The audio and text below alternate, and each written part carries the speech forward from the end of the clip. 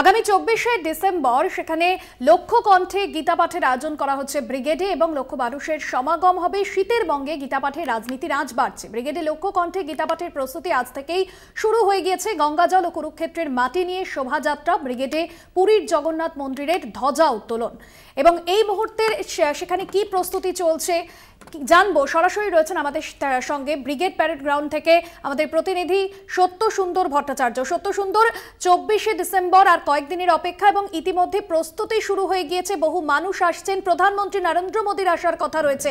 শেষ মুহূর্তের কি প্রস্তুতি সেখানকার? দেখো, 24শে ডিসেম্বর যে লক্ষ কণ্ঠে গীতা পাঠের আয়োজন করা হয়েছে ব্রিগেড প্যারেড গ্রাউন্ডে, তার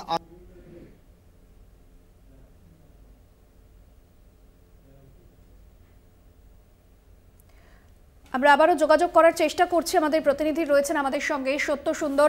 তবে আপনাদের জানিয়ে রাখবো, আগামী 24শে ডিসেম্বর সেখানে অখিল ভারতীয় হিন্দু পরিষদের তরফে যে গীতা পাঠের আয়োজন করা হয়েছে এবং অন্যান্য আরও হিন্দু সংগঠনের তরফে সেই লক্ষ কণ্ঠে গীতা পাঠের যে অনুষ্ঠান, সেই অনুষ্ঠানে উপস্থিত থাকবেন প্রধানমন্ত্রী নরেন্দ্র মোদী, পাশাপাশি বিজেপির হেভিওয়েট নেতৃত্বরা, তাদেরও উপস্থিত থাকার কথা রয়েছে। ব্রিগেডে পুরীর জগন্নাথ মন্দিরের ধ্বজা উত্তোলন, বৈদিক মন্ত্রোচ্চারণের মধ্যে দিয়ে ভূমি পূজন এবং আজ থেকেই কিন্তু প্রস্তুতি শুরু হয়ে গিয়েছে।